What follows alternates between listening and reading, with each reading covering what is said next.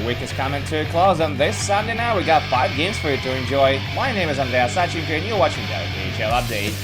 We begin our journey in Yekaterinburg, where after the least do battle with Admiral. Early in the first period, Magnitogorsk puts the puck on net from the blue line. Magnitogorsk gives up a bad rebound, but then he stopped Alexander Streltsov on the follow-up chance.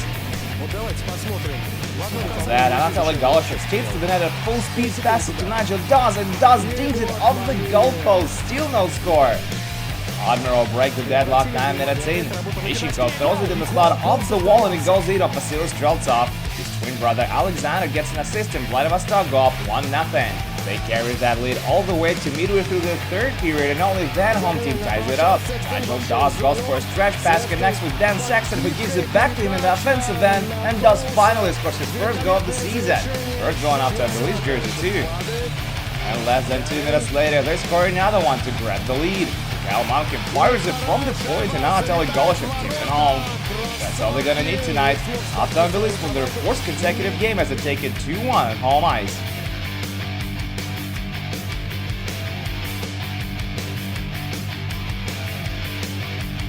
We travel to Magnitogorsk now, where Metalurg face Kunlun Red Star.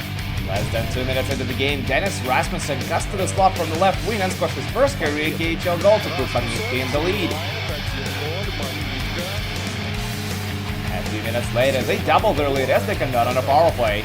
Tarantipin dishes it over to Sergei Mazakin, and he scores from his favorite spot. And soon after that, Dennis Rasmussen and Viktor Tarantipin set up Wojtek Wolski at the right wing, and Wolski sends it just over the mask of Ivan Nalimov. Late in the period, Sergei Mazakin has a chance to get another one, but Nalimov wins the duel with a highlight reel save. The Dragons get on the board as well midway through the second period. Tomasz Kondrattek one times it from the point, and it goes in of Greg Squires. That's his first goal in the KHL as well. It doesn't matter in the end though, as Magnitogorsk still get 2 points. 3-1 is the final.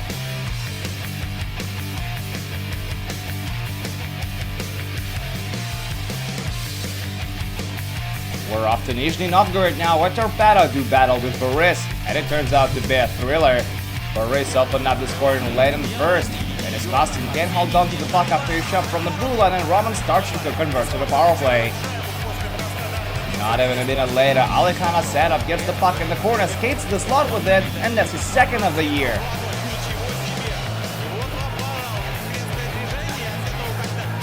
48 seconds into the second period, Brandon Bachevsky skates into the zone with a lot of room in front of him, gets to the hash marks, and scores his first after coming back to the K. Torpedo swap Kostin for Andre from Europe and begins to claw their way back. Into the period, Matt Bodie puts it on net from the point, and it goes in of Danilo Yin. This one comes on a delayed penalty call. Torpedo get a man advantage a few minutes later. Pavel Makarenko finds wide open Damir Zakharov in front of the net, and Zakharov makes it a 1-goal game. Early in the third period, Boris get another power play goal. Roman Starchenko finds loose puck in front of the net and scores his second of the game. Less than a minute later, Torpedo rewinded back to a 1-goal gap. Anton Shelfie's cross-ice pass is almost intercepted, but not quite, and Andrew Kalev sends it past Henrik Karlsson. 2 minutes later, Andrew Patterson gains speed in the neutral zone, skates to his right, throws it in the slot, and Patrice Cormier scores his second of the season to make it 5-3. It ain't over till it's over, says Torpedo. 5 minutes later, Vladimir Galuzin gets yet another power play goal off a great assist by Dennis Parshin. And in the very next shift, they tie it up. Anton Shelfie makes a nice pass to Andrew Mealy down low, and Mealy scores his first career KHL goal with a great move. 5-5, and we're going to overtime. Boris have an early chance to end it, but Curtis Volk fails to capitalize on this breakaway, and then he makes things even worse as he gets a minor for tripping. Torpedo get a 4-on-3 power play. Mealy lets a rip from on top of the circle. Rebound, Robert Sabolich sends it to the slot, and Andrew Kalev puts it home. Former Princeton University forward scores his second of the game and wins the extra point for Torpedo. 6-5 overtime final in Nizhny Novgorod tonight.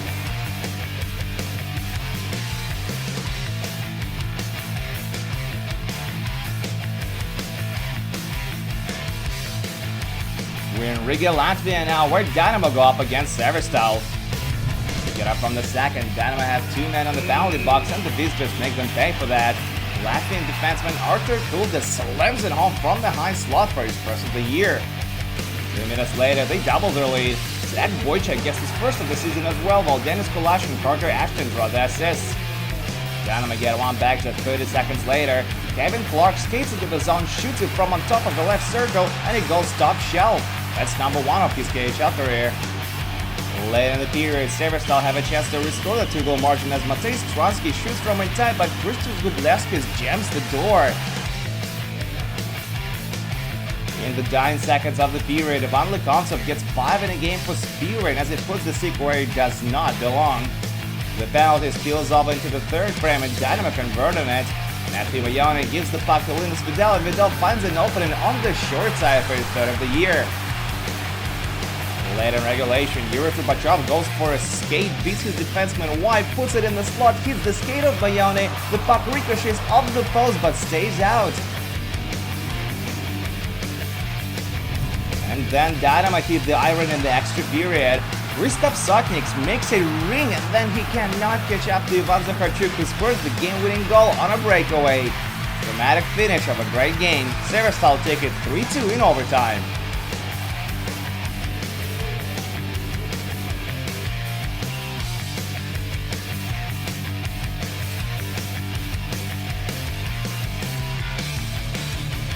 Our final game of the day takes place in Bratislava, Slovakia. Slovan play host to Lokomotiv in their home opener. And Loko came to spoil the night. 10 minutes into the game, Igor Averin flies into the zone down the right wing and scores his second of the year. Neither for the second period, Slovan almost tied up. Rudolf Chervenes shoots from on top of the right circle and he hits the crossbar. To get the equalizer 2 minutes later, Mikhail Sersin beats Alexander Salak from down low for his second of the year.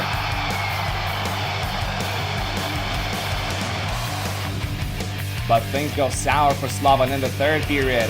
5 minutes in, the puck slides to wide open Andrei Lotionov and he sends it in for a power play goal. A few minutes later, youngster Grigory Denisenko gets the first tally of his KHL career as he gets the puck from Denis Alexeyev on a 2-on-1 rush. And with just 20 seconds remaining on the clock, Brandon Coulson converts on what essentially is a 3-on-1 rush. And that's all she wrote for this one. Slovan continue to struggle as Lokomotiv enjoy a 4-1 win on the road. And that's it for the KHL update, but do come back tomorrow for 4 more games, including Avangard Neftekhimik and SKA St. Petersburg versus Sochi. My name is Andreas Sachenko, thank you guys so much for watching, and I'll see you again soon.